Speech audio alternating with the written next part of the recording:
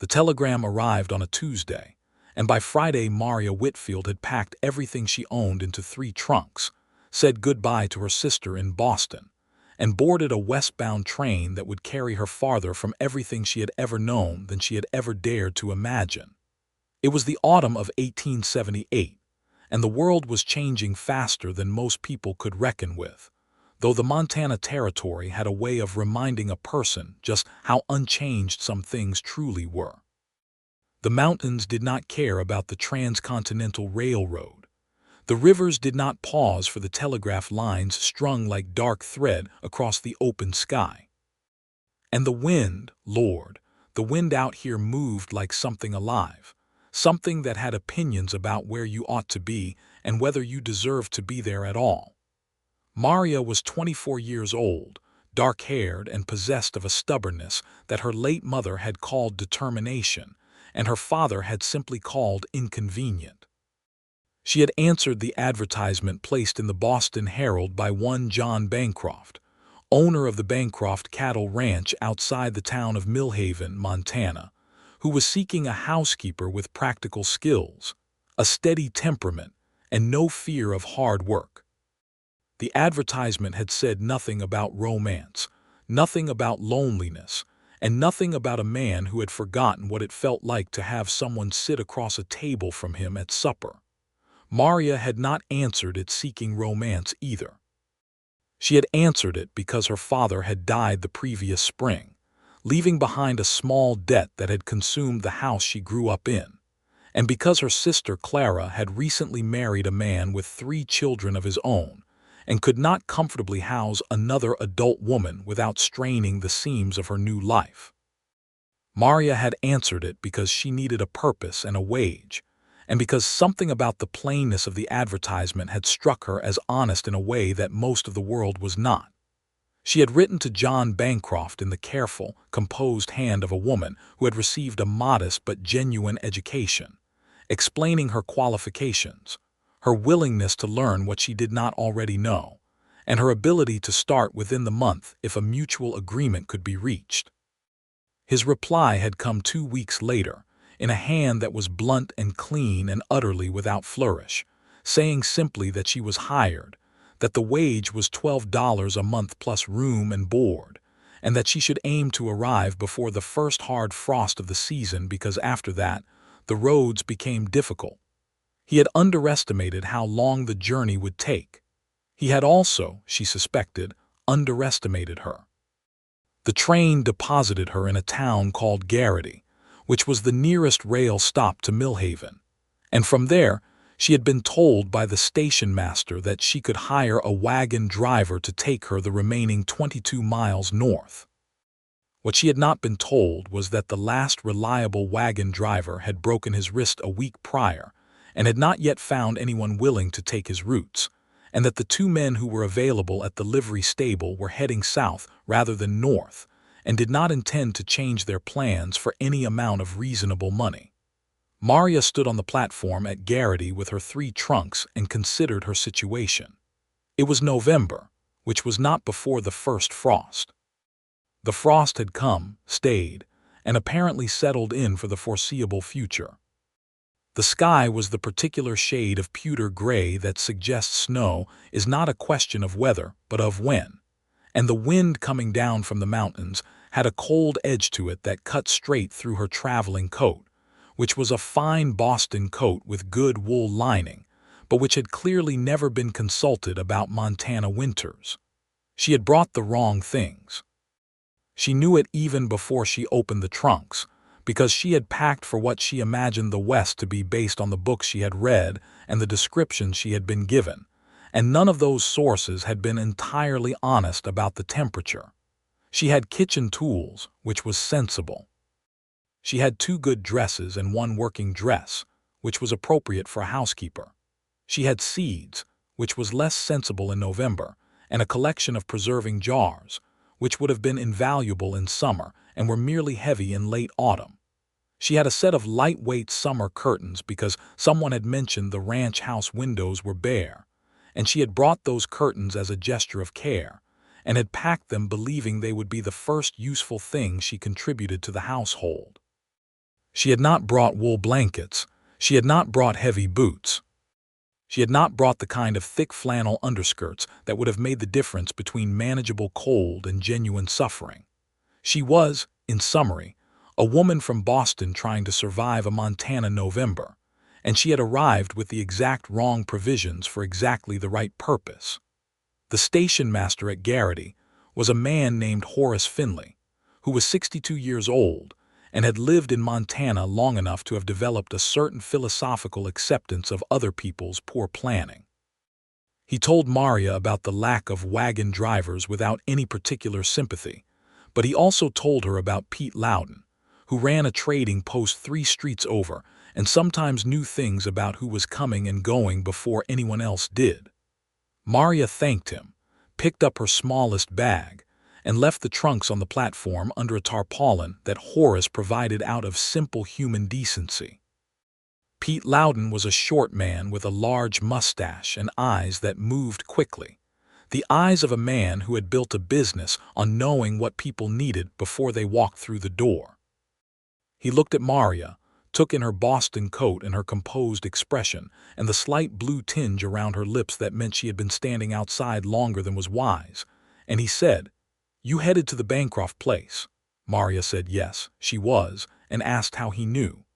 "Because you look like somebody who just came off the train from somewhere civilized," Pete said, "and the only person who was expecting somebody civilized was John Bancroft, and that was a month and a half ago. He figured you changed your mind." "I did not change my mind," Maria said. "I was delayed by circumstances." "Yes, ma'am," Pete said, and he did not look like he was judging her, which she appreciated. "I can get word to him. One of the Morales boys is heading up that road tomorrow morning and can carry a message. But if you want to get there today, the only option I know of is Cal Hennessy, and he is not the most pleasant company." Cal Hennessy turned out to be a gap-toothed man of about 45 who smelled of tobacco and wet leather, and who charged Maria $4 for the journey, which was more than the job paid per week, and which she paid without negotiating because she had no other option, and because she had decided that negotiating from a position of absolute disadvantage was a fool's game. Cal hitched up his mule, loaded her trunks with a series of grunts that expressed his opinion of the weight involved, and they set off north into the gray afternoon. The road, if it could be called a road, was a frozen track of ruts and hardened mud that wound through stands of bare trees and across a landscape that was simultaneously enormous and intimate, the kind of country that made you feel both very small and very specific, like you mattered in exact proportion to how much attention you paid to where you were putting your feet. Maria sat in the wagon bed, wrapped in her inadequate coat, watching Montana reveal itself to her 1 cold mile at a time, and she found that despite everything, despite the cold and the wrong season and the heavy preserving jars and the summer curtains, she was not sorry she had come. She was cold. She was underprepared. She was uncertain of the welcome that awaited her, but she was not sorry. The Bancroft Ranch appeared as the sun was dropping toward the mountains, which in November happened at what felt like mid-afternoon. It was larger than she had expected, which was the first pleasant surprise of the day. The main house was a long, low structure of weathered timber, not grand but solid, the kind of building that had been made to last rather than to impress. There was a barn that was even larger than the house, and several outbuildings, and a network of fenced pasture that disappeared into the dimming light.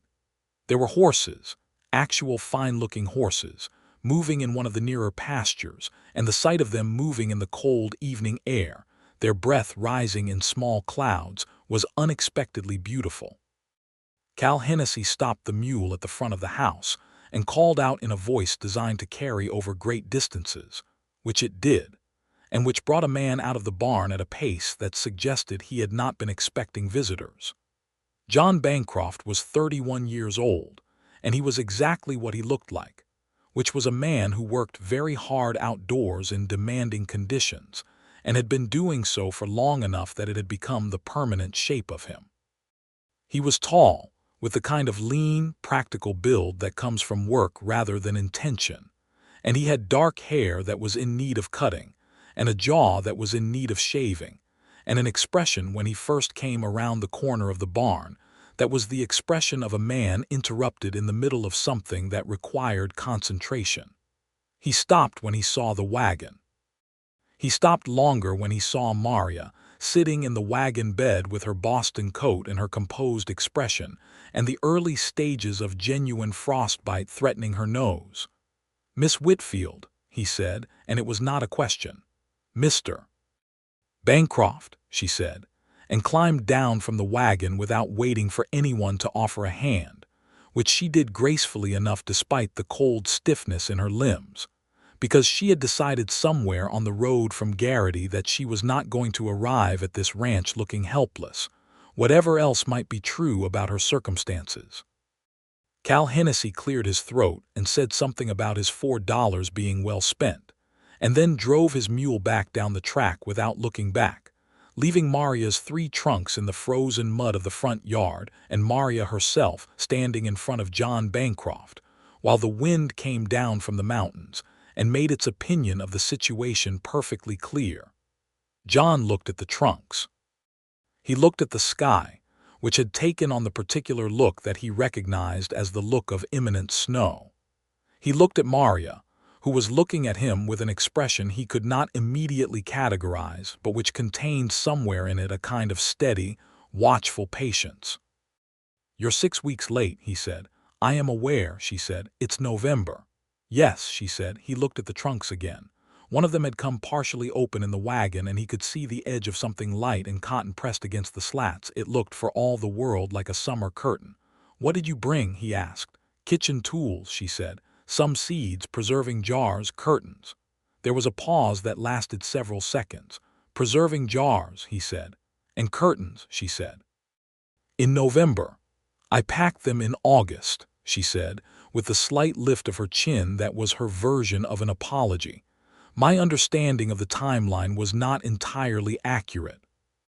Another pause. John Bancroft looked at the sky again, and then back at the woman standing in his front yard with the wrong supplies in the wrong season, and something happened to his expression that she could not quite read, something that moved through it like weather moving across a plain, quick and complex, and gone before she could fully name it. "Well," he said, "you are right on time, Miss Whitfield." She blinked. It was the last thing she had expected him to say. "The housekeeper who was here before you left in September," he said, in a tone that suggested there was a story attached to that sentence that he was not currently going to tell. "I have been cooking my own meals for 2 months, and I burned dinner 3 nights last week. So as far as I am concerned, you are right on time." He picked up 2 of her trunks, one in each hand, with an ease that suggested the weight did not trouble him, and started toward the house. "Come inside before this snow starts," he said. "There is a room at the back that is yours. It is warm." Maria picked up the smallest trunk and followed him, and that was how it began.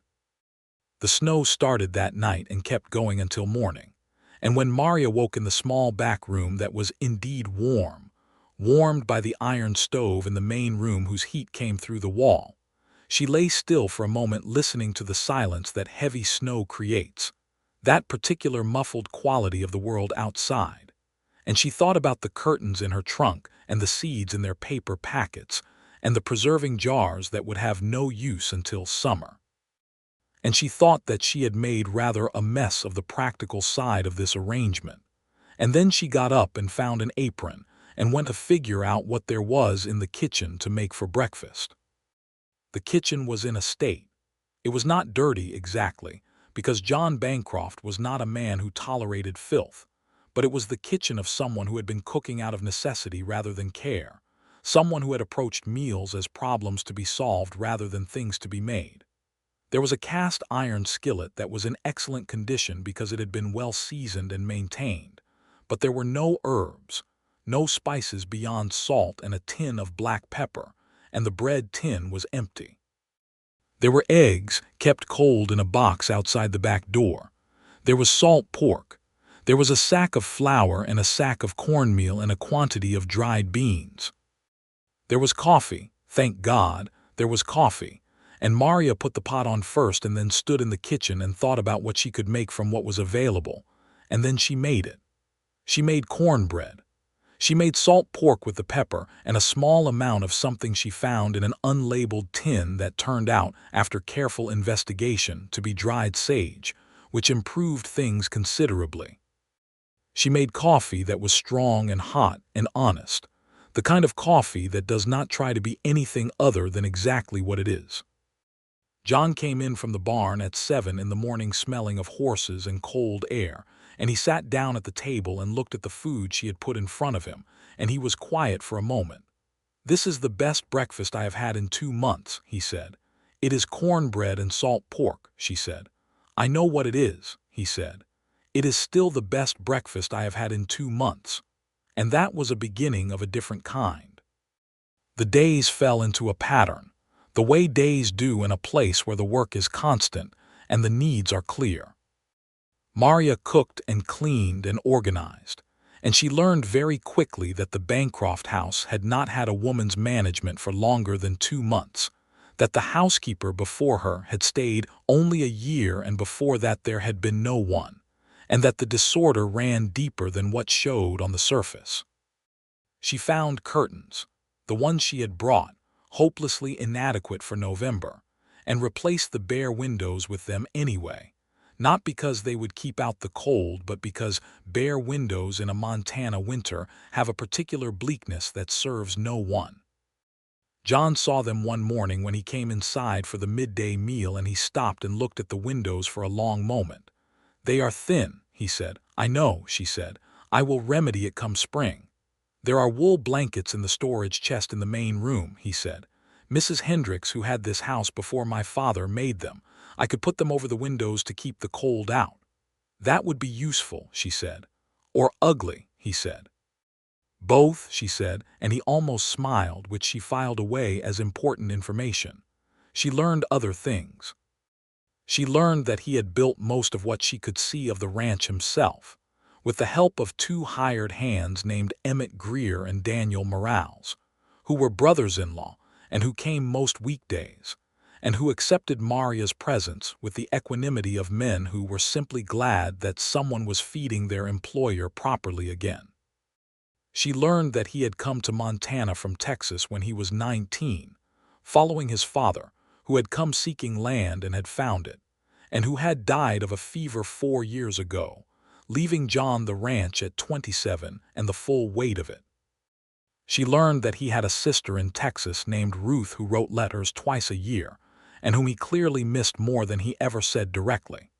She learned these things not because he told them to her in any organized way, but because they came out in pieces, the way the truth usually does, in the spaces between other conversations, at the edges of meals, during the long evenings when the snow was falling, and there was nothing to do but sit near the stove and exist in the same space. John was not a man who talked easily about himself. He was a man who communicated primarily through action, through the way he maintained his equipment and his animals, through the way he rebuilt the loose boards on the back porch without being asked, because he saw that she used the back door to the well, and the loose boards were a hazard.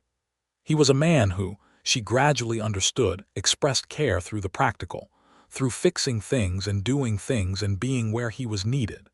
She found this, after the initial adjustment, to be a language she could read. He was learning her language too, she thought. He was learning that when she was quiet in the kitchen she was thinking and not unhappy, and that when she asked about something she was genuinely asking and not managing him, and that the curtains and the seeds and the preserving jars were not foolishness but foresight, just foresight applied to the wrong season. "The seeds," he said one evening in late November, when the snow was thick outside and the stove was doing excellent work, and she was mending a tear in one of the work shirts he had left on the mending pile without comment, expecting that it would be dealt with the way it clearly had not been dealt with for the past several months. "What about them?" she said. "What kind did you bring?" She looked up. Tomatoes, she said, beans, squash, some herbs, rosemary and thyme and basil. I brought basil because the advertisement said Montana and I thought, well, I thought of summer, I suppose.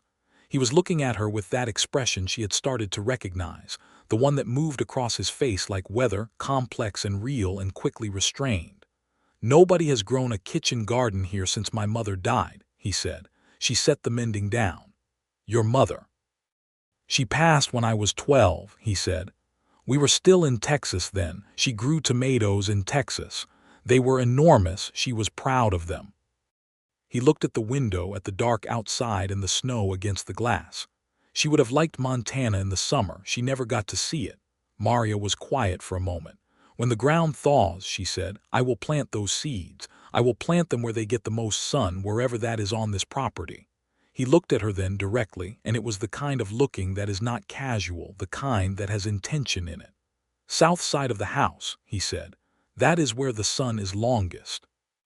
South side of the house, she agreed, and picked up the mending again, and neither of them said anything else, and both of them understood that something had shifted. December came with a cold that Maria had to consciously learn to respect rather than fight, because fighting Montana cold in winter is a losing argument. John taught her, in his practical way, which boots to put on and in what order, and how to check the sky in the morning for signs of what the day would bring, and how to move between the house and the outbuildings without wasting the heat of her body on unnecessary distances. He taught her these things not as a teacher teaches a student, but as a colleague teaches a colleague, without condescension, which she appreciated more than she told him. Emmett Greer, who was 38 and had a wife in Millhaven named Susan, and 4 children, he was clearly proud of, noticed the lessons and the proximity involved in them, and made a comment to Daniel Morales that he thought the new housekeeper was working out well. Daniel Morales, who was 35 and had the gift of saying more with fewer words than almost anyone else Maria had encountered, said simply, "Good." And that was the extent of the hired men's commentary on the matter, though their eyes said considerably more. There was a trip to Millhaven in December, when the snow was hard-packed enough to make the roads passable, for supplies that the ranch needed before the deeper cold of January set in. John drove the wagon and Maria sat beside him on the bench, which was warmer than sitting in the wagon bed, and also, she noticed, meant that their arms were close to each other in a way that was not uncomfortable.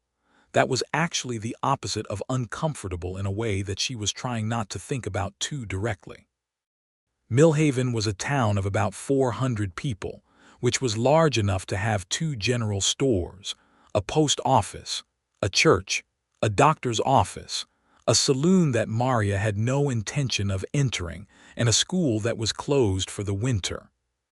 The people they encountered were curious about Maria in the way that small communities are curious about newcomers, openly and without much pretense, and several women stopped to introduce themselves, and one of them, a Mrs. Alma Patterson, who was about 50 and had bright, quick eyes and the handshake of a woman who had been doing real work all her life, said to Maria in a direct tone, "So you are the one who came out to the Bancroft place. Good. That man works too hard and eats badly, and someone needed to come along and take things in hand." Maria said she was doing her best, and Mrs. Patterson said that was all anyone could do, and then she looked at John, who was loading flour sacks into the wagon nearby, and back at Maria, and she said, "He is a good man, Miss Whitfield. A good man who does not always know what he needs until it walks up to his door." Maria looked at the flour sacks. She looked at the way John lifted them, efficient and without ceremony. She looked at the set of his shoulders against the cold sky. "I came to be a housekeeper," she said carefully. "Of course you did," said Mrs. Patterson pleasantly, and moved along. Christmas came, and Maria made a proper Christmas dinner from what was available, which included a goose that Emmett shot and brought over as a gift, and which Maria prepared with dried herbs and a sauce she constructed from dried fruit that she had found in the pantry, and supplemented with a small amount of the brandy that lived in the cabinet in the main room, which John confirmed she was welcome to use for cooking purposes. She made 2 pies, one with the dried apple and one with the dried cherry, and she set the table properly, using the cloth she found in the linen chest that clearly had not been used in years. John came in and stopped at the doorway of the main room and looked at the table. "This is more than I expected," he said. "It is Christmas," she said. He looked at the table for another moment. "My mother used to set the table this way," he said, "with the cloth. I had not seen it done in a long time." "Then it was past time," she said. They ate together, and it was not the meal of 2 people observing a professional arrangement, but the meal of 2 people who were becoming genuinely comfortable with each other, who had started to know the particular shape of each other's silences, who laughed twice at different things and both times with the genuine surprise of people who did not entirely expect to find something funny. After dinner, when the dishes were done and the fire was banked and the snow was coming down again outside in the darkness, John brought out a bottle of good whiskey from somewhere she had not found in her organization of the kitchen, and poured 2 glasses, and looked at her with a question in it. "I do not often drink spirits," she said, "but it is Christmas." "It is Christmas," he agreed, and she took the glass and they sat by the stove, and the evening was warm and quiet and full of the particular contentment that comes from a good meal and a safe place, and the company of someone whose presence does not require you to perform. "Why did you come out here?" he said, not as if he did not know the general outline of the answer, but as if he wanted to understand something more specific. She thought about it. "Because I needed a purpose," she said, "and because the advertisement was honest. Most things are not that honest." He turned the glass in his hand. "I was not sure anyone would answer it. I imagine women who answer advertisements for ranch housekeeping jobs in Montana in the middle of a Boston summer are not as common as in other places," she said. "No," he said, "they are not." A pause. "Why Boston?" "I was born there," she said. "My father worked in shipping. He was a good man. He died in March and things changed after that." "Things do," he said quietly, and she knew he meant his own father, and she thought about the way grief is a kind of country that people live in, sometimes alone for too long.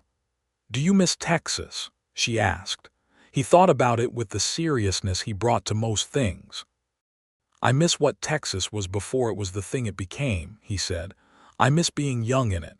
I do not miss it the way you miss a place you want to return to. I miss it the way you miss a time that is gone." He looked at the stove. "Montana is my place now. I understand it. I know what it needs." "And what does it need?" she said. He looked at her then, and the firelight was doing something to the room that was not unflattering to either of them, and his eyes were very direct and very honest. And for a moment neither of them said anything because the answer to the question was both larger and more specific than could be easily put into words.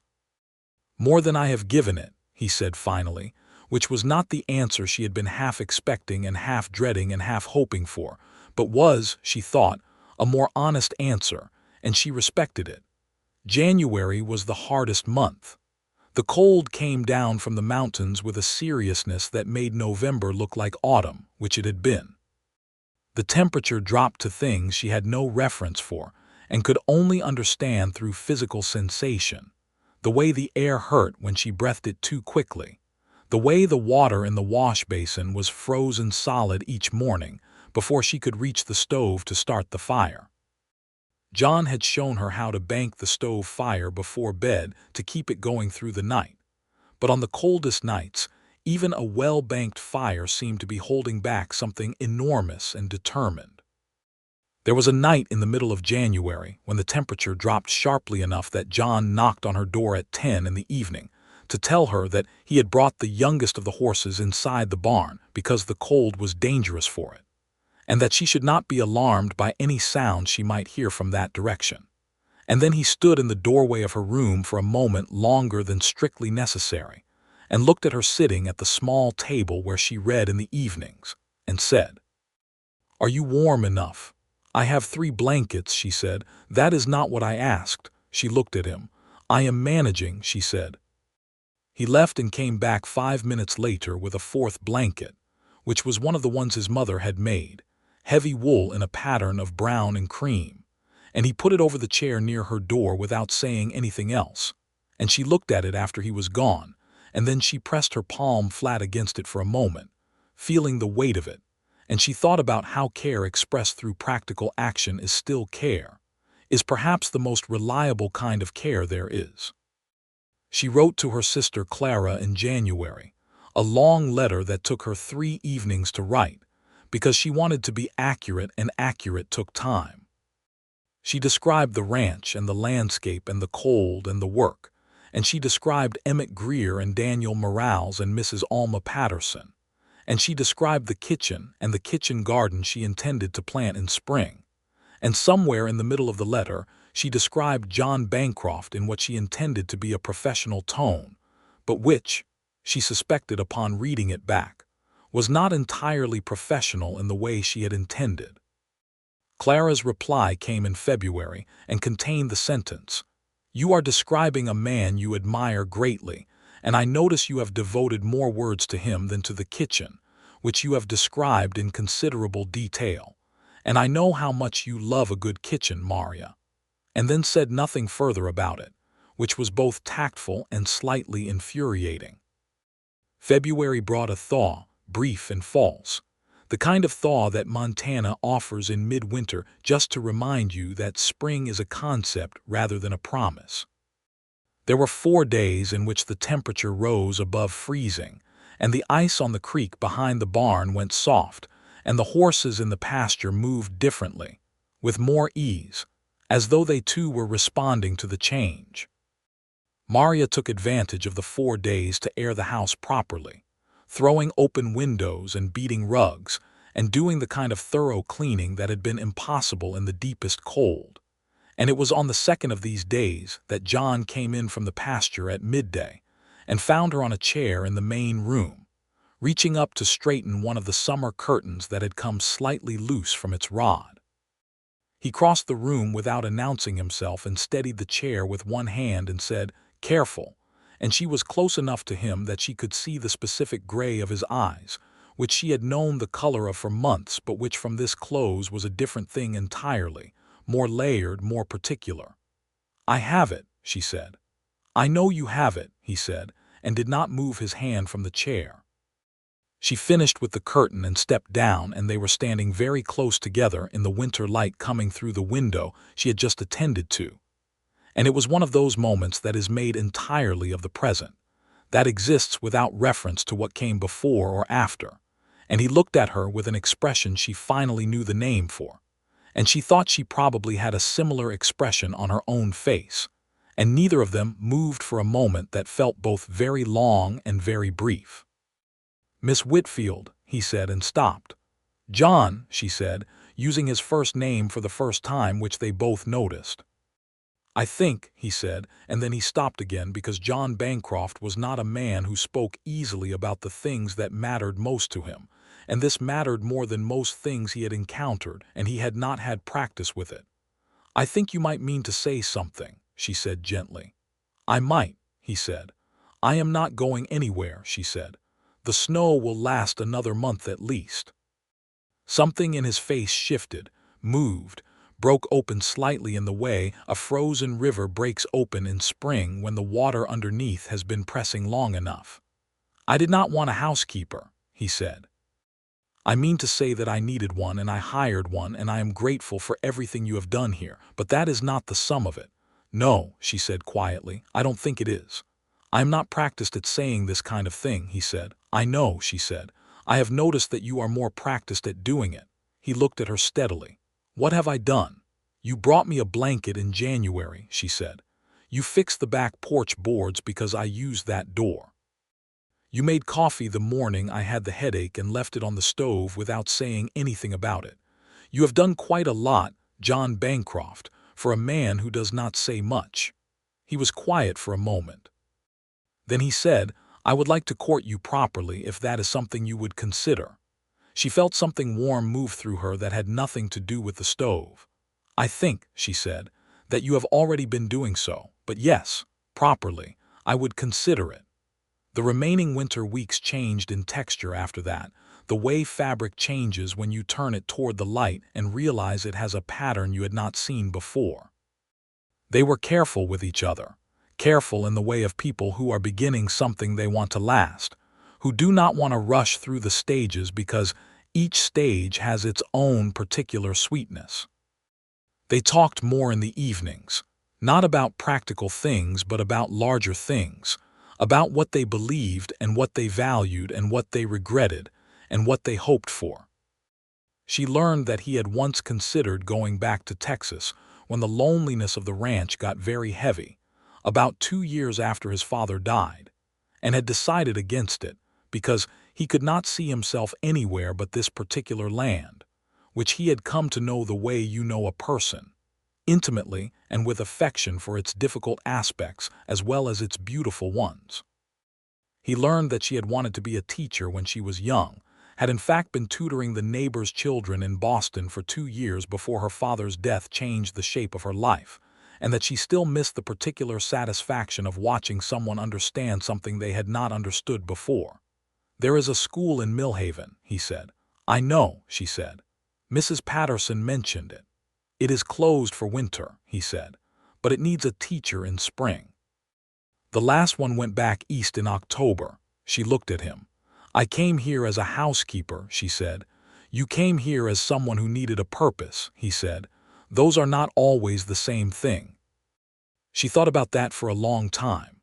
March came, and with it the real beginnings of thaw, the kind that means something, the kind that the mountains confirm rather than merely suggest. The creek ran fully open, and the mud came back to the yard with a thoroughness that required new strategies for the walk between the house and the barn, and the sky began to do something different with the light, holding it longer each evening, pulling it up higher each morning. Maria stood at the kitchen window one March morning and watched the south side of the house, where the sun was already stronger than it had been in months, and she thought about her seeds. She talked to John about them one evening, about what the kitchen garden would need, where to build the raised beds to protect against late frost, what the soil was likely to be like on the south side of the house, and whether there was any good composted material available from the barn. He answered her questions with the seriousness of a man who had been asked questions worth answering, and then he said, "I will build the beds." "I did not ask you to," she said. "I know you did not ask me," he said. "I am offering." She looked at him. He was sitting across the table from her, and the evening light was coming through the curtain she had hung in the wrong season, and there was something about the steadiness of his expression that made her feel, for the first time in a very long time, that she was exactly where she was supposed to be. "Then yes," she said. "Thank you." In early April, when the ground had thawed enough to be worked, John built the raised beds on the south side of the house. He built 3 of them, larger than she had asked for, because he had thought about it and decided that if she was going to plant a kitchen garden, it should be a real one rather than a token one. He used good timber, and he squared them properly, and he filled them with the composted material from the barn, which was rich and dark and smelled of something alive and full of promise. Maria planted on a day in late April when the last of the serious frost risk had passed, a day that was cool but sunny with the particular clarity of spring in high country. She planted the tomatoes and the beans and the squash, and she planted the herbs along the front edge of the beds where they would get good air, the rosemary and the thyme and the basil that she had brought from Boston in paper packets 6 months ago in entirely the wrong season with entirely the wrong supplies. John came and stood at the corner of the house and watched her work for a while, and she did not mind being watched because it was the kind of watching that is really a kind of presence, the kind that says, "I see you and what you are doing matters to me." "Your mother would have liked this," she said, without looking up from the bed she was working. He was quiet for a moment. "Yes," he said, "she would have." Emmett Greer came by that afternoon with Daniel Morales, and both of them admired the beds with the straightforward appreciation of men who understood good construction. And Emmett said to no one in particular that it was good to see the south side of the house being used properly. And Daniel said nothing, but looked between John and Maria with a quiet satisfaction that said everything his silence did not. Spring brought its own work to the ranch, the kind that comes in waves and requires all available hands for particular concentrated stretches. Calving season began in earnest, and John was in the barn at all hours during the difficult births, and Maria brought coffee and food out to him without being asked and sat with him during the long wait of a difficult delivery, not saying much but being there, which is its own kind of help. There was one night in May when a calf was badly positioned and John worked for 2 hours getting it right, and Maria held the lantern steady the whole time without complaint. And when it was finally over and the calf was alive, and the mother was calm and John was exhausted and covered in things that were not pleasant to contemplate, he looked at her across the animal and said, "Thank you," in a voice that carried more weight than 2 words usually carry. "I did very little," she said. "You held the light," he said. "In the dark, that is everything." She thought about that for a long time afterward. She went to the Millhaven school in May. She went on a practical errand, to talk to the school board member who served on that committee along with Mrs. Patterson, who had told her on a visit to town in April that the position was still available and might be for some time given the difficulty of finding qualified teachers willing to come to Montana. The school board member, a Mr. Gerald Hoyt, who was a practical man with a limited vision but genuine goodwill, told her that the position paid $10 a month for 9 months of the school year and required only that she be able to teach reading, writing, arithmetic, and geography to children ranging from 6 to 14. She told him she could do all of those things and would like the position if it could be arranged around the schedule of the ranch, which required her in the mornings and evenings but could release her in the middle of the day. He said the school ran from 9 in the morning until 3 in the afternoon, Monday through Friday, which was a schedule that could be made to work. She took the position. She told John at supper that evening, watching his face carefully. He was quiet for a moment. "It is good work," he said. "I hope you do not feel that I am abandoning the house," she said. "I will manage the meals and the household work before and after. I have planned it." "I know you have planned it," he said. "You plan everything." He said this not as a criticism but with what she recognized as affection for a specific quality of hers. "You do not mind," she said. He looked at her steadily. "Maria," he said, and it was the first time he had used her given name, which was something she had been aware of without ever quite addressing directly, and the sound of it in his voice was a specific thing, warm and deliberate. "I hired you because I needed a housekeeper. I have long since understood that what you are is considerably larger than that. What you need to do with yourself is your own business, and what I am glad about is that you are here to do it." She looked at her supper plate and then back up at him. "You are a surprising man, John Bancroft," she said. "I am not sure that is a compliment," he said. "It is," she said. "It very much is." The summer arrived with an enthusiasm that seemed to make up for the winter, the way summers do in places where the winters are serious. The days were long and golden and warm enough to be remarkable, and the kitchen garden on the south side of the house came in with a vigor that pleased Maria enormously and surprised John, who had not, he admitted, been entirely certain that the seeds from Boston would take to the Montana soil. The tomatoes in particular were magnificent. They grew large and heavy and red, and when Maria brought the first of them inside in mid-July and sliced them on the board and put them on the table for supper with nothing but salt and the rosemary from the herb row, John looked at them and then at her and said something that she knew he meant about considerably more than tomatoes. "You were right to bring them," he said. "You thought they were foolishness," she reminded him. "I thought the timing was wrong," he said. "I was wrong about that."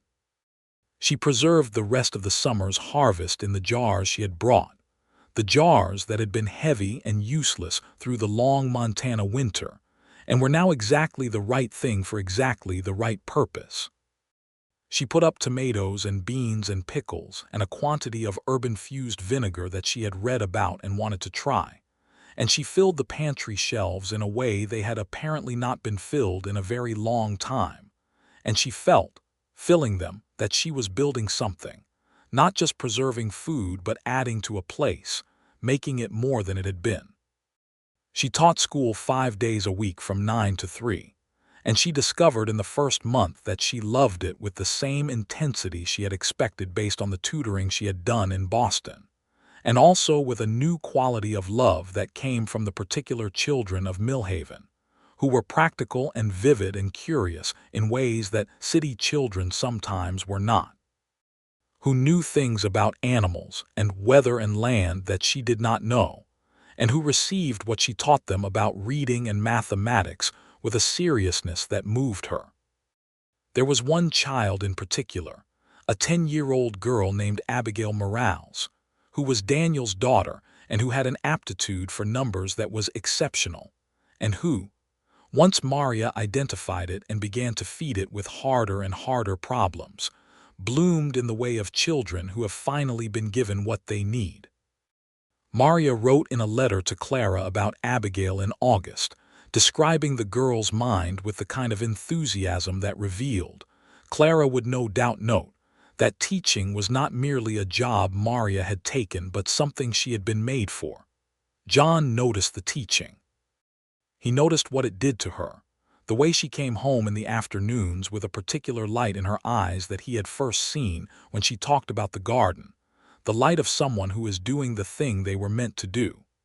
He noticed it and was glad about it in a specific way, glad because it was hers, because she had claimed it and made it her own, and because watching someone come into the fullness of themselves is one of the great privileges available to a person who is paying attention.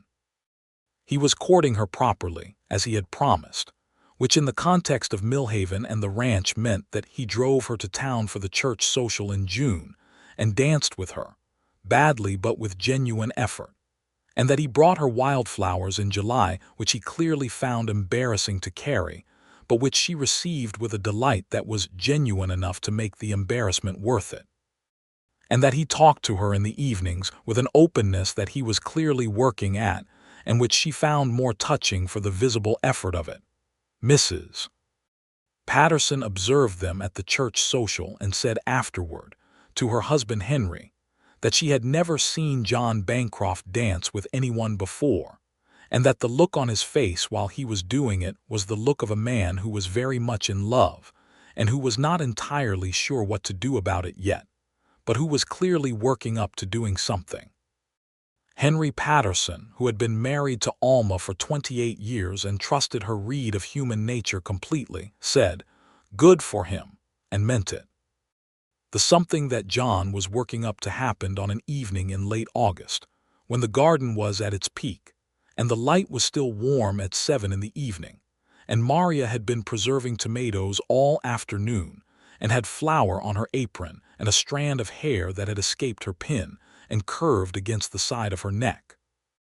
John came in from the last check of the evening rounds and stood in the kitchen doorway and watched her for a moment. This woman who had come to his door in November with summer curtains and seeds and preserving jars, who had arrived in the wrong season with the wrong supplies and had been exactly right about everything. And he thought about the conversation he had been turning over in his mind for the past several weeks and decided that the time for turning it over was done. "Maria," he said. She looked up from the jar she was sealing. "You look like you want to say something," she said. "I do," he said. She set the jar down and turned to face him, because she had learned to read the specific quality of his silences, and this one had a different weight to it than the everyday ones. He crossed the kitchen and stood in front of her, and he was not a man who found words easy for the things that mattered most, but he had been thinking about these words for long enough that he knew them, and he said them. "I want to ask you to marry me," he said. "Not because you are my housekeeper, and not because it is the practical thing for either of us, but because you are the best person I have been in a room with in my entire life, and I cannot think about a future where you are not in it. You came here in November with seeds and curtains and preserving jars, and you were the most practical woman I had ever seen, and you turned out to be exactly what this place needed, and I very much believe, you might be what I need as well." He stopped, and then said, I am not certain I said that in the right order. Maria looked at him, this man who had brought her a blanket in January and built garden beds in April and danced badly at the church social in June and fixed the back porch because she used that door. This man who expressed love through the practical and the consistent and the careful. And she thought about the telegram that had come on a Tuesday in 1878, and the train she had boarded on a Friday, and the wagon she had hired in November, and the way she had arrived in the wrong season with the wrong supplies to find him standing in the yard looking at her with an expression she hadn't been able to name yet. "You said it correctly," she said, and she stepped forward and took his hands, which were large and calloused and warm, and he looked at her with every complicated and honest thing she had come to know about him showing plainly on his face.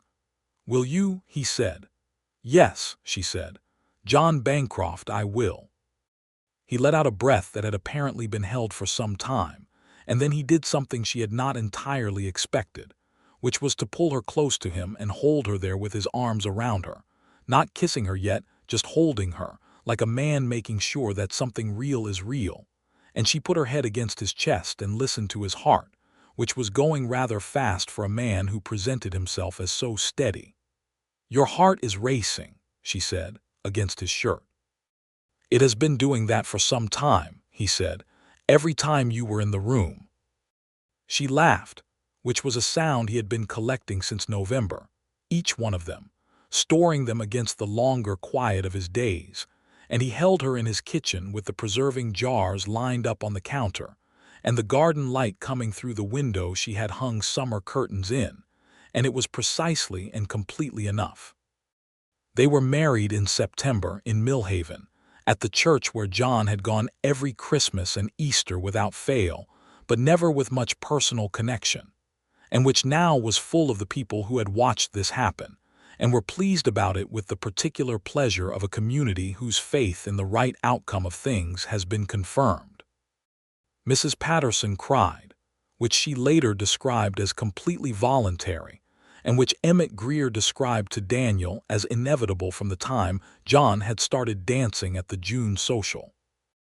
The minister who married them was a man named Reverend Cole, who had come to Montana from Missouri, and who had the steady, unpretentious manner of a man who had performed ceremonies in many kinds of circumstances, and who understood that the ceremony was the smallest part of what it honored. He read the words, and John said his vows in the direct, unhurried way he did most things, looking at Maria with the complete focus he brought to anything that mattered, and Maria said hers in the clear, honest voice of a woman who meant every syllable. And when Reverend Cole said they were married, the church let out a sound that was joy in its simplest form.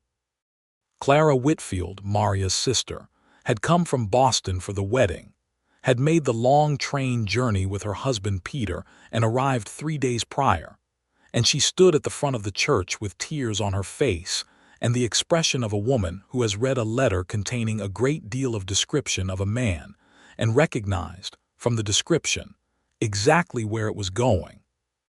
She embraced Maria after the ceremony and said in Maria's ear, "You described him for 4 pages before you mentioned his name, and I knew then." "You might have told me," Maria said. "You knew," Clara said, and was right. The reception was held at the ranch, which was the obvious location, and also, Maria had decided, the best one, because the ranch was the place where the story had happened, and there was something fitting about celebrating it there. The tables were set up outside in the September afternoon, and there was food that Maria had been planning for weeks, and there was music provided by a fiddler named Ben Alcott who came from Millhaven, and who could play anything ever written for a fiddle, and also several things that perhaps hadn't been written for a fiddle, but which he played anyway. There was dancing on the flat ground near the barn, and John danced with Maria in the September light, better than he had in June because he had been practicing, which she had not known and which he admitted when she commented on the improvement. "You practiced," she said. "I had motivation," he said. "For a man who is not sentimental," she said, "you are remarkably sentimental." "I prefer to think of it as practical," he said. I wanted to dance properly with my wife on my wedding day. That is a practical objective. She laughed and he held her closer and the fiddler played on, and the September evening stretched around them warm and open, and full of the particular grace of things going well after a long time of things being hard. The first year of their marriage was full. They were full years in the way that good lives are, packed with the specific texture of daily things that accumulate into something that can be called happiness without embarrassment. Maria continued teaching at the Millhaven School through the autumn and winter, and into the following spring, and her pupils continued to surprise her, none more than Abigail Morales, whose mathematical ability had by now exceeded what Maria could teach her, a fact Maria reported to Daniel Morales with the seriousness it deserved, and the recommendation that Abigail needed more advanced schooling than Millhaven could offer. A suggestion that Daniel received with the careful consideration of a father who loves his child and understands that love sometimes means accepting that the child needs things that are far away. The ranch continued its rhythms, which were reliable in the way that land-based rhythms are, which is to say that they were not predictable in their specific events, but were consistent in their general shape.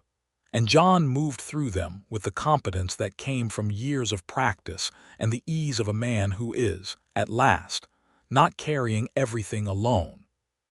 Maria was not a ranching partner in the sense of doing the work of the range, which was beyond her specific skills, but she was a partner in the management and the understanding, and the evenings when they talked through the challenges of the season and the decisions to be made were among the most useful hours either of them spent.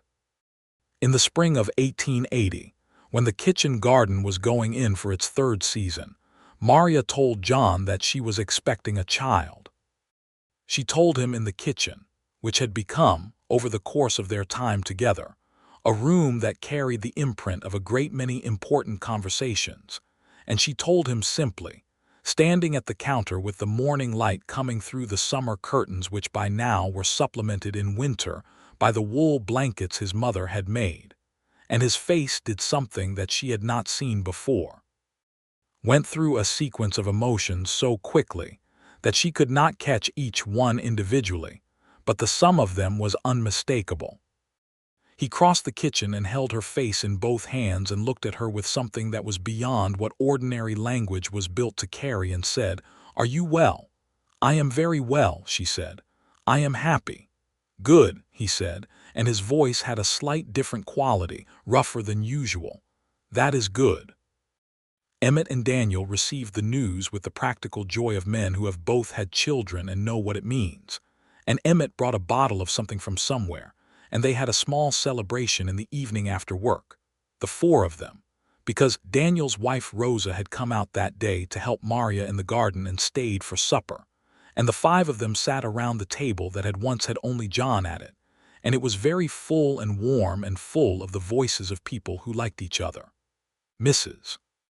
Patterson, when Maria told her in May, said, "I knew the moment I saw the two of you at the church social," and then hugged Maria with genuine warmth and told her to come to her with any questions because she had had 4 children and knew everything there was to know about the subject and was happy to share.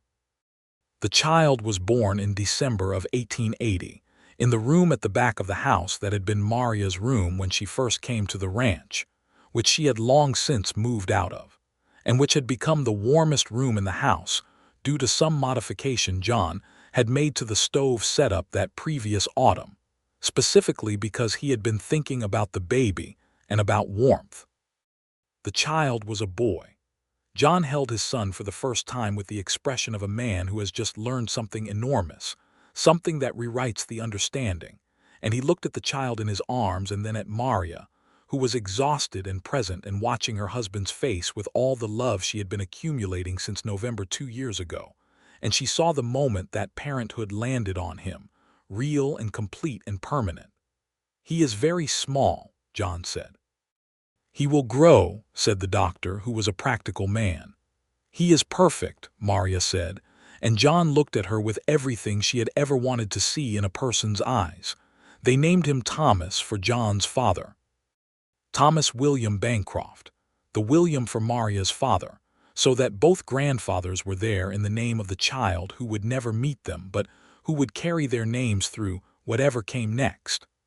Clara wrote from Boston when she received the letter announcing Thomas's birth, and the letter was full of the joy of an aunt who is a little jealous of the distance and a great deal glad about the happiness.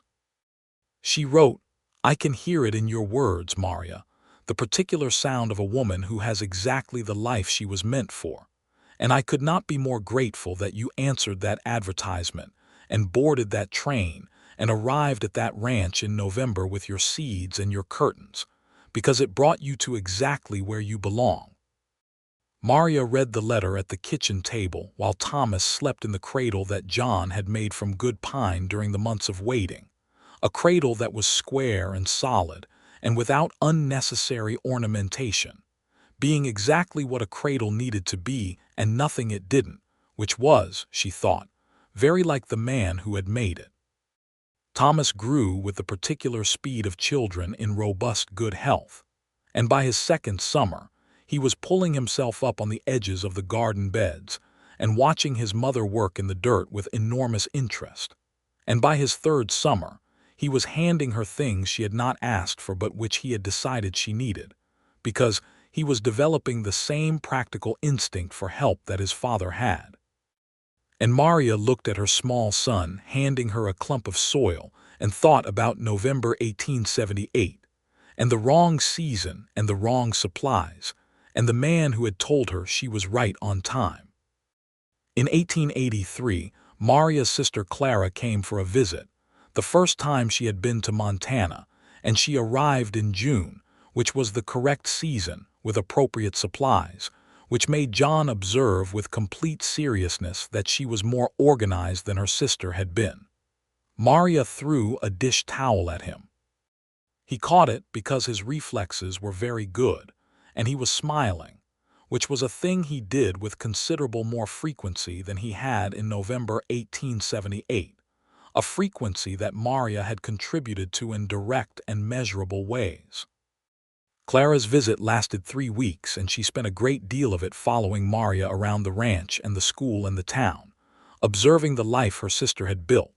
And on her last evening there, she sat at the kitchen table while Maria made supper and John was putting Thomas to bed, which had become his part of the evening routine, the reading of whichever story Thomas was currently insisting on with the relentlessness of a small person who has found something good and wants to repeat it. And Clara said, "You know, I was worried about you when you got on that train." "I know," Maria said. "I thought it was too far and you were too—" She paused, looking for the word. "Impractical." Maria said, "I was going to say optimistic," Clara said, "but perhaps the same thing." "I brought summer curtains to Montana in November," Maria said. "I brought seeds I couldn't plant for 6 months. I brought preserving jars to a house with nothing to preserve yet." And Clara said. Maria looked through the doorway toward the room where she could hear John's voice reading to Thomas, the steady, low voice of a man who had learned, in the past several years, that reading aloud to a child required a different quality of voice than giving instructions to hired hands, and who had made the adjustment with the same careful attention he brought to most things. "And I planted the seeds," Maria said, "and I used the jars, and the curtains are still on the windows even if they are too thin for winter." She smiled. "He was right to say I was right on time. I think I arrived exactly when I was supposed to." "Even in November," Clara said. "Especially in November," Maria said. "If I had come in September as intended, the housekeeper before me would have still been there or just leaving, and it would have been a different kind of arrival. It would have been professional and orderly, and I would have learned the job from what she left behind, and I never would have needed to understand the place from the beginning, and he never would have had to teach me, and we never would have had those evenings in January by the stove talking about things that mattered because there was nothing else to do." She shook her head. "The wrong timing was the right timing. The wrong supplies were the beginning of the right things." Clara looked at her sister for a long moment. "You have become very philosophical," she said. Montana does that, Maria said. John came back through from putting Thomas down, looking mildly defeated in the specific way of a man who has read the same story 4 times and is aware that this number was not sufficient. He is asleep, he said. He will wake up and demand further reading in approximately 40 minutes. I know, Maria said. Sit down. Supper is almost ready. He sat down across from Clara, and she looked at him with the clear-eyed assessment of a woman who loves her sister and has been examining this man for 3 weeks for any sign that he did not deserve her, and apparently she had found none because her expression was warm. John, Clara said, I want to thank you. He looked mildly startled. For what? For telling her she was right on time, Clara said, when she arrived in November with the curtains and the seeds. John was quiet for a moment. She was, he said. She was exactly right on time. I know, Clara said, but you could have said otherwise, and you didn't. He looked at Maria, who was putting food on the table and pretending she was not listening to this conversation, and his expression was the one she had seen on the wedding day, and on the day Thomas was born, and on many of the ordinary days in between, the expression that was too large for his face to hold entirely but which kept returning anyway. She was cold, he said. She had summer curtains and preserving jars, and she had just come 22 miles in a wagon in November, and she was standing in my yard looking at me like she had absolutely every right to be there, like she was going to make it work no matter what I said. He paused. I was not going to tell a woman who looked like that anything other than the truth. Clara smiled at him for a long moment. No, she said. I don't suppose you were. The years rolled on the way years do, in places where the rhythms of the land set the pace of living. 1884 brought a second child, a girl this time, born in April when the spring was coming in strong and the kitchen garden was just going into the ground for its 6th season. They named her Alina, for no one in particular, because Maria had been turning the name over in her mind since before she knew the child was coming, and it was the right name, the way certain things are simply the right things without requiring justification. Thomas, who was 3.5, greeted his sister with the cautious reverence of a small boy who has been told something important is happening and is attempting to rise to the occasion. He held her once carefully, with John's hand supporting his and the combined 4 hands of father and son holding this new person, and Thomas said with great seriousness, She is very small. You were 2, John said. I am not now, Thomas said, with the satisfaction of a child who has grown and is aware of it. Alina grew differently than Thomas, with a spirited quality that showed itself early and consistently, a determination and a bright curiosity that made Clara, who visited again in the summer of 1886 and saw both children in their element, say that Alina was going to be a very interesting person when she was grown.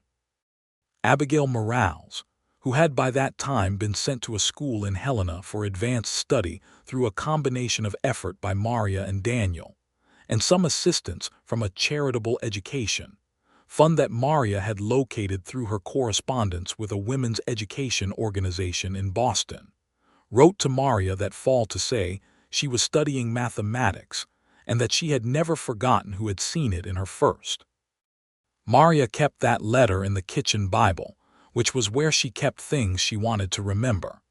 The school in Millhaven continued to grow as the town grew, which it did throughout the 1880s as the railroad extended further and the territory became more settled. Maria continued teaching until 1887, when she turned 33, and the school board finally hired a second teacher, a young man from Ohio named Robert Clark, which meant Maria could focus on the older students and teach them more advanced material, which was what she had wanted to do since the beginning.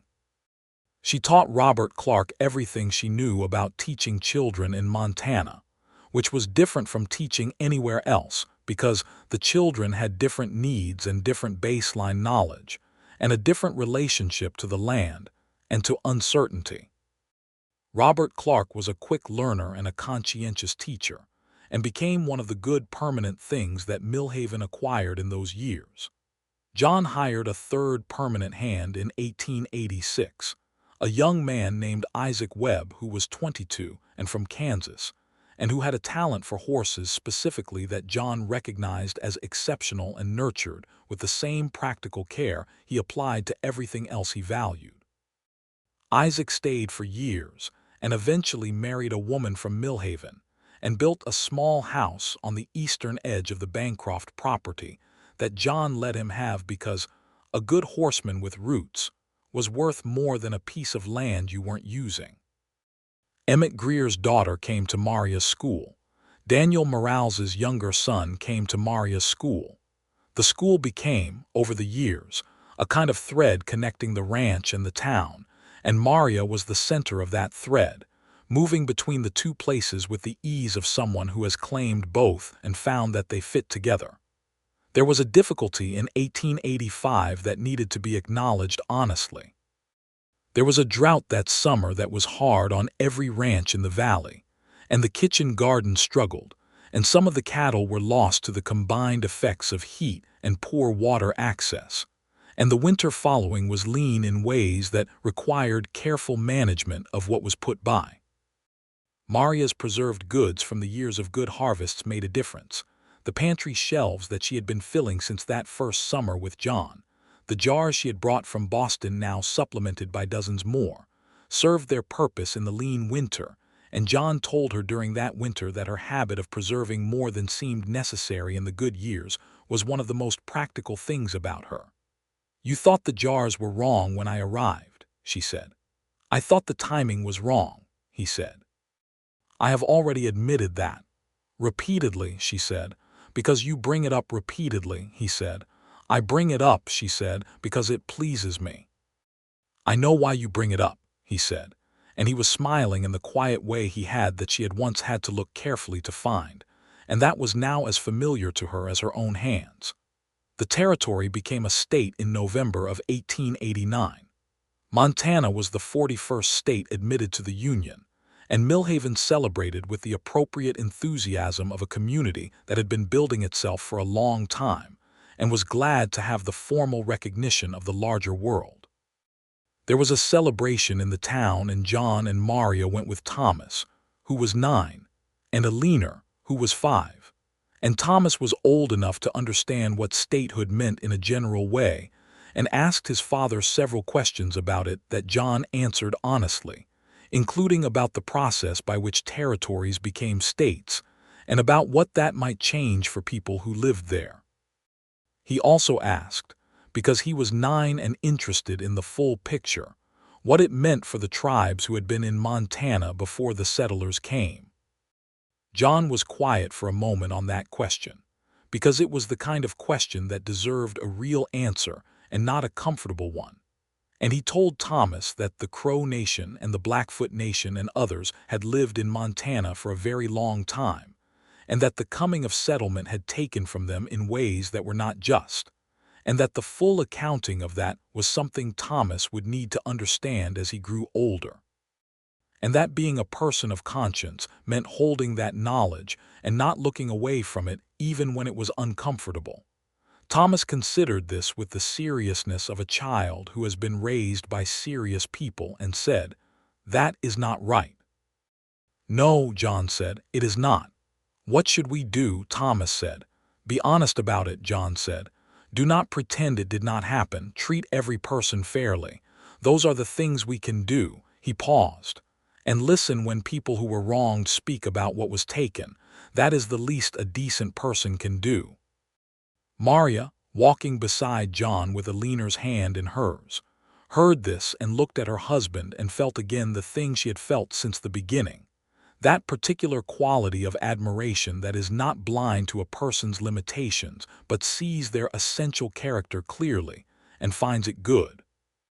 The December after statehood was their 11th December together on the ranch, and Maria stood at the kitchen window on a cold, clear morning and looked at the south side of the house, where the kitchen garden beds were brown and sleeping under the first snow of the year, and she thought about November 1878, the wagon ride from Garrity, the frozen mud of the front yard, the man who had come around the corner of the barn and looked at her across the distance and said simply, "Miss Whitfield," and then told her she was right on time. She heard John come in behind her, heard the particular sound of his boots and the particular quality of his presence in a room, and she said without turning around, "Do you remember what you said to me when I arrived?" "Which part?" he said. "The part where you said I was right on time," she said. He came to stand beside her and looked out the window at the garden. "I remember," he said. "Did you mean it then the way I understand it now?" she said. He thought about it with the seriousness he brought to things that deserved seriousness. "I meant it practically," he said. "I had been cooking my own meals for 2 months and had burned 3 dinners in a row. I meant that you had arrived when you were needed."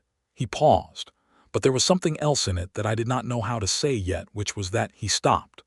"Which was that," she said. "That you looked like someone I had been waiting for without knowing I was waiting," he said.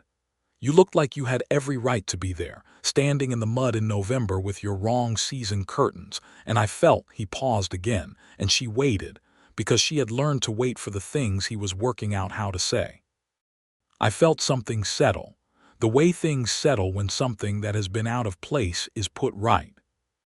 Maria looked at the snow on the garden and the bare limbs of the trees, and the mountains in the distance that she knew now the way you know a thing you have lived alongside for a long time, with a familiarity that contains both comfort and respect, and she thought about settling, about things being put right, about arriving in the wrong season with the wrong supplies and being exactly where you needed to be.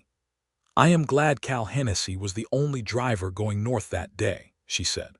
"So am I," John said. "Though I am sorry about the $4. It was worth $4, she said. "It was worth considerably more than that," he said, and he put his arm around her in the way he had of doing it, certain and warm, and they stood at the kitchen window together while the snow fell on the south side of the house, where 11 seasons of kitchen gardens had grown and would grow again. Thomas appeared in the kitchen doorway with the specific energy of a 9-year-old who has been awake long enough and wants the day to begin, and Alina appeared behind him with her dark hair loose around her face and the look she had inherited from her mother, the look that said she was thinking about something specific and intended to pursue it. "Is breakfast ready?" Thomas said. "Set the table," Maria said, "and it will be."